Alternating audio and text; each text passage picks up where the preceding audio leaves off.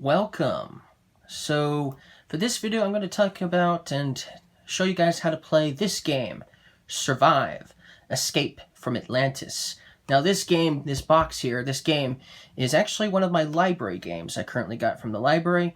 I like to do that sometimes. I like to try out a game by getting it from the library first to see if I like it. And this is definitely one of the games I really enjoy. So if I can, I'm going to try to buy it someday. But anyways, let's talk about how this game works. Now, in this game, the theme of this game is basically Atlantis has been found. And the explorers have already found it. So they've already gone over the entire island and have all gathered up all sorts of artifacts, obviously. And so when all of a sudden the island starts to sink, and that's the theme. So the island is sinking, and so now the explorers are rushing to get to safety. They're trying to escape and to get to dry land on these 4 isles. So there's one here, and then there's one in that corner and one in that corner. It doesn't matter which ones you try to go for, as long as you can get to one of these safe locations. And there's docks on these isles. So there's a dock here, and there's a dock here, for instance, and obviously there's 2 more up there. As long as you can get them there, they'll be safe, as long as they're on the isle. Now, obviously, there's a lot of things that happen in this game, but the object of the game is obviously to get your explorers to these isles safe and sound. And the cool thing is, they each have points underneath. So, for instance, we're not playing with yellow, but as you can see, this one is a 6 on this particular explorer here. So they're each going to have a number on them to indicate how many artifacts they have. 1 to 6. Of course, you know probably which ones have which numbers on them and which ones don't have the lower numbers and the higher numbers. But your opponents, they will not know which ones, obviously, are of high value compared to the ones that only have 1 artifact in their possession. But obviously you're going to count up the amount of points you are able to get. The amount of explorers does not matter. So even if you had fewer explorers that made it to the isle safe and sound, it's actually the one who has the most points that will win. So the person who got their higher numbers to safety versus the person who got a lot of their explorers to safety, but they're all of lower number value, may not necessarily win, right? And so that's basically how that is going to work. Now, obviously, there's a lot of things that can happen in this game. One thing is, in the setup, we have these sea serpents here. There's 5 of them all together, and they will go on these locations that have, obviously, that black sea serpent look to them. So there's one on each isle right next to the harbor. And then there's one in the center. The only center area here that is ocean. In the center, there is 1 sea serpent, okay? Now, there's also whales in this game, and there's also sharks in this game as well. But you do not have them in the setup. You'll have these set aside, but you will not be able to place any of these out until you flip over a particular tile. So let's explain that. So on your turn, the first thing you're going to do is, if you have a tile in your possession, on the other side of these tiles are abilities. Some of them are abilities. So if you have a tile that has an ability, you can use it first on your turn. But obviously in the first part of the game, you will not have that. So the next thing you would do is you're going to have up to 3 movement, okay? You can move up to 3 explorers, or you can move the boat up to 3 spaces, or a mix and match. So, like, for instance, if I was to move this explorer to this boat, that would be 1 movement. If I moved this explorer to this boat here as well, that would be 2 movement. And then if I decided to move the boat 1 space, that would be 3 movement, and that would be at the end of my movement. Okay? So that's all I can move. I can only move 3 max. Then, another thing to mention right now is when you flip over a tile, because that's the next thing that's going to happen. After you've done the movement, then you're going to flip over a tile. Now, you have to flip over beach first. So all of the beach tiles have to be flipped over before the forest tiles can be flipped over. And then obviously the last tiles that get flipped over will be the mountains because they're higher up. Everything is sinking, remember? So everything that's lower to the ground is going to go underwater first. So you're going to flip over a beach tile first. And if you have a beach tile that is completely surrounded by forest and mountain, that will be the last beach tile that gets flipped over.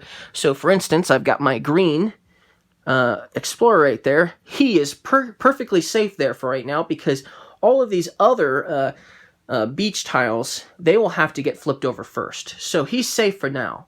I don't have to worry about him because he's in a landlocked area. But then everybody else who is currently on the beach is obviously in danger of basically sinking in the water. Because on your turn, you're going to flip one of these over. Now, you get to choose out of all of the beach tiles, except for obviously that one that's landlocked. And this one here would be landlocked too because it's not currently touching water. And so and this one here, obviously. But any adjacent beach tile, is as long as it's adjacent to water, you get to flip over. So, for instance, I could flip this one over. If I did that, my opponent, his current explorer that would be there, is actually going to stay there, but it's not going to stay on the tile. It's going to stay in the water. And when that happens, it becomes a swimmer. And so when it's a swimmer, it's perfectly fine. He's good. He's a good swimmer. So he'll be fine as long as nothing comes by to, make a snack out of him, for instance. As long as nothing comes by, he'll be perfectly safe there in the water. He's not going to drown or anything like that.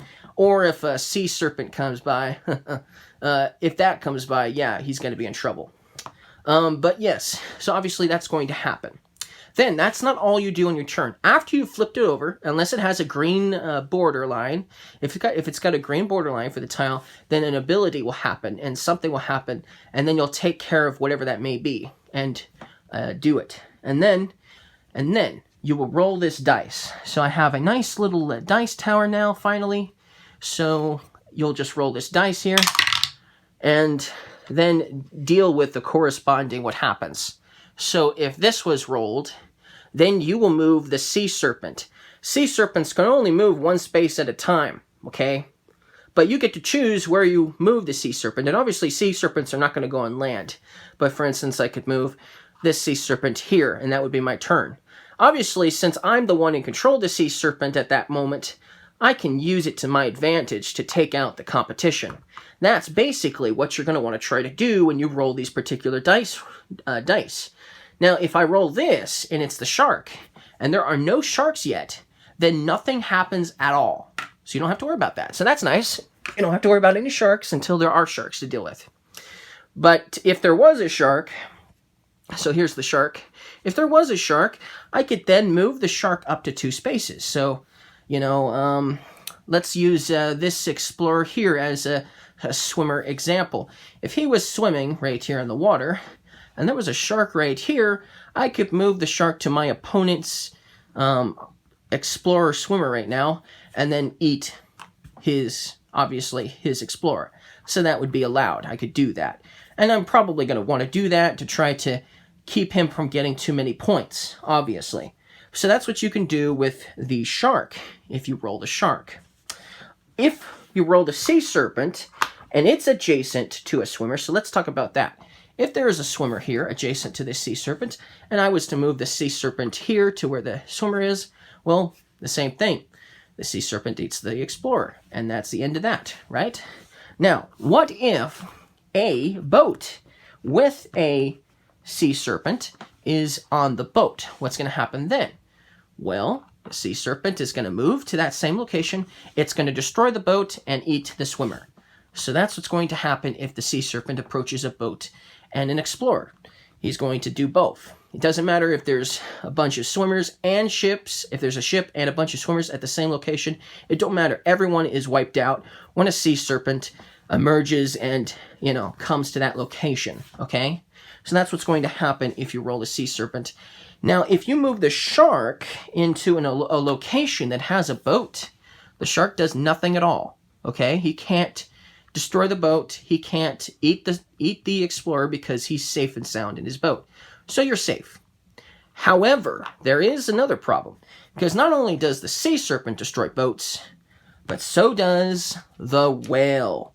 So you're probably thinking, ooh, whales, they're nice. They're my friends. In most games they are. But in this game, if a whale approaches a boat, they destroy the boat. But don't worry, the explorer who was in the boat just becomes a swimmer. He doesn't hurt the swimmer, he just destroys the boat. So obviously, whales can be very dangerous too. So that's basically how that's going to work if you roll the whale. And if there is no whale available currently, then obviously the whale does not move because there is no whale currently. Same thing with the shark. So in the beginning of the game, there's a possibility that no one will have to worry about anything because you've got whales and sharks that aren't even out yet. Only the sea serpent can move, and only if it's rolled. Obviously if it's rolled, then obviously the damage can begin. But basically that's what's going to happen.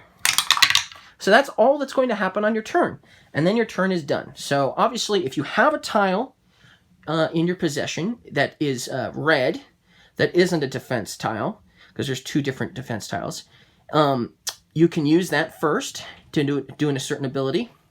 Then the second thing you'll do is you'll move either explorers or ships, obviously. The third thing you will do is you will flip over a tile. If there's still beach tiles, obviously you're going to flip over a beach tile that's adjacent to water.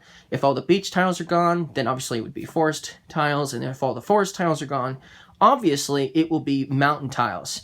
And then after you do that, and that's taken care of and solved, then you will roll the dice and move the corresponding predator. Or, I guess technically whales are predators too, in this game especially. And that's all you're going to do in your turn. Pretty simple, pretty easy, right?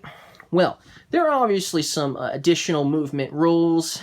Like, for instance, let's talk about some of them. Let's say we have a swimmer here in the ocean, and you're trying to rescue him, right? And you have this boat right here. It's going to take a movement to come over here to the same location as the explorer who's currently a swimmer. And then it's going to take another action, or should I say another movement, just to get him on board, okay? That's what's going to happen. Okay, that's going to take a whole 2 movement, okay? The only difference is if there's a boat adjacent to land, it only takes the 1 action to move the explorer from here to here. Because obviously a boat isn't going to walk onto land, right? So that makes sense, of course. Now, when you have a boat that is here, that finally makes it to the isle, they do not automatically just, get on board. No, on the island, safe and sound. No, it'll take a movement to move each individual explorer on the boat. It's going to take 1 movement per to get them safely onto the isle. So, for instance, if you used up all your movement just getting the boat here, well, that means this sea serpent can come over and still destroy that boat before you go on your next turn. So that might be something to think about. You might be like, ooh, I'm so close. I am so close. But you might be like, oh, there's a sea serpent right there. You know what? I think I'll just keep my boat over here, far away from the sea serpent if possible. Because what's the point of bringing them all the way over here for the sea serpent to wipe them all out, right? Obviously, that's why the setup is got them here to begin with. And so obviously when you roll the dice to move the sea serpent, you're probably going to want to move the sea serpent away from the isle of the one that you're targeting to send the ship to later down the road, right? That just makes more sense, obviously. But there might be some that might be nearby that could obviously destroy the ship and wipe out all of the explorers that are there before they even get onto the isle. Now, how does this game end? Well, as you can see, there's not very many mountain tiles in the game. But one of these mountain tiles is a volcano. If the volcano is revealed, then it erupts. And then the game is over. Okay? Now, who makes it? Well, all of the explorers, when the volcano erupts, all the explorers who are actually on the isle will survive. On one of the 4 isles, or all of them. Okay? So that everyone who's basically made it to the isle, safe and sound, is going to survive. However, if you have a boat with somebody still on board, maybe even more than one person still on board, they don't make it. So even if you're this close to getting them to safety and the volcano erupts, this is wiped out. they don't make it to safety. So that is something to note. So if you get them here, you're going to want to try to definitely get them onto the isle as soon as possible, because while they're still here, there's still possibility of them getting destroyed or wiped out. That's still a risk. So obviously you're going to want to try to get them there. Now you can only have a total of 3 explorers onto a boat. Another interesting thing, even though each player will start with 2 boats in this game, so for instance, these are Green's boats, for instance, and I think Red had its other boat over here earlier. So these are their boats. These are the starting boats here. So obviously Red is going to control these right now, Green is going to control these boats, and Blue is going to control these boats up here, okay? Now when you put an explorer onto a boat, you don't have to pick your boat. So for instance, if there's an adjacent boat nearby, even though it's technically your opponent's boat, so like, for instance, your opponent controlled this boat here, and he just happens to be yellow, and you happen to be red, and this boat is here, you can actually move your explorer to this boat anyways, okay? And he will then be on this boat. And so if that happens, and for instance, a red and a yellow, for instance, was here, then that boat is now everybody's boat between these 2 colors. So now those 2 players will control this boat. So that means player yellow and player red can move this boat at their leisure when it's their turn, okay? The only way that will beat that is if you have 2 of the same color on here. If 2 of the same color on here and there's 1 different color, then it's obviously the person who has the most passengers of their color, obviously, that will control the boat, and that's how that's going to work. So, for instance, if this was the case, if there was 2 red and 1 yellow on this boat, then it would be red that controls this boat. Now, there is some strategy in getting your explorers to somebody else's boat, because once they're there, your opponent can't kick them off. They stay there. So that's a possibility of being a good idea to do, because you see, now your opponent's going to be like, I am definitely not going to send the sea serpent to attack my own boat that has 2 of my guys on it just to take out my opponent's 1 explorer. Okay? Oh, and that's another thing. Once you're unloading guys down, obviously you're going to choose which ones you want to save. So if you're a red player, you're going to be like, oh, let's just go ahead and put these guys there. They're safe and sound. Well, now yellow is in control of this boat. So the next time yellow goes, they could be like, oh, thank you very much, I made it out alive. But of course, if the sea serpent was nearby or the whale was nearby and destroyed the ship before that guy got to safety, that could still, of course, be a downer for sure. But that's basically what's going to happen if that happens. So I think I've pretty much explained how to play this game fairly well. I can't think of anything else too much, except for maybe obviously what the tiles do. I will talk about how each of the tiles work and the abilities and all that in a separate video of how all of the tiles work when you flip them over. Because when you flip them over, they're going to have an ability and it's going to do something. These green ones are going to have an immediate effect. And then red ones you can save for later, obviously. But yeah, I think that's pretty much everything there is to explain. Everybody gets safe and sound, obviously. So thank you guys for watching this how to play video. I think we'll do a gameplay video, at least a little bit of a gameplay video, just to kind of show you guys how it's going to work in full detail. So I'll see you guys again in the next video.